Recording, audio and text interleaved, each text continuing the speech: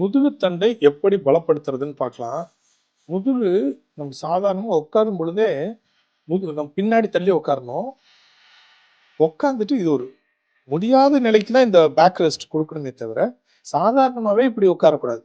நம்ம குடும்பம் வரை இப்படி ஸ்ட்ரெயிட்டா ஸ்பைனை ஸ்ட்ரெயிட் பண்ணணும். அதுக்கு டெயில் போன்ல இருந்து ஒரு இன்ச் தள்ளி இப்படி ஸ்பைனை லைட்டா இப்படி முன்னாடி தள்ளினீங்கன்னா உங்க பாடி ஸ்பைன் நேரா இருக்கும். பாடி வந்து பாத்தீங்கன்னா ஸ்ட்ரெயிட்டா இருக்கும். ஷோல்டர்ஸ் வந்து இப்படி விரிச்சிருக்கணும். இதை போலவே உட்கார்ந்து பழகுனா உங்களது ஸ்பைன் வந்து கிராஜுவலா ஸ்ட்ராங் ஆயிரும். ஸ்பைன் கிராஜுவலா ஸ்ட்ராங் ஆகும் பொழுது உங்களது பார்க்கும் பொழுதே உங்களது பாடி ஃபிட்டா இருக்கிற மாதிரி ஒரு ஃபீல் உருவாக்கும்.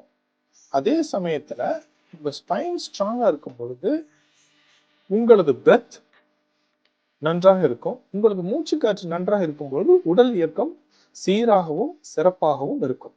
இதற்கு உங்களது ஸ்பைன் ஸ்ட்ரென்தனிங் டெக்னிக்ஸ் முக்கியம். அந்த டெக்னிக்ஸ் பாருங்க, என்னென்ன டெக்னிக் பாருங்க. சேர்ல நேரா உட்காருறீங்க,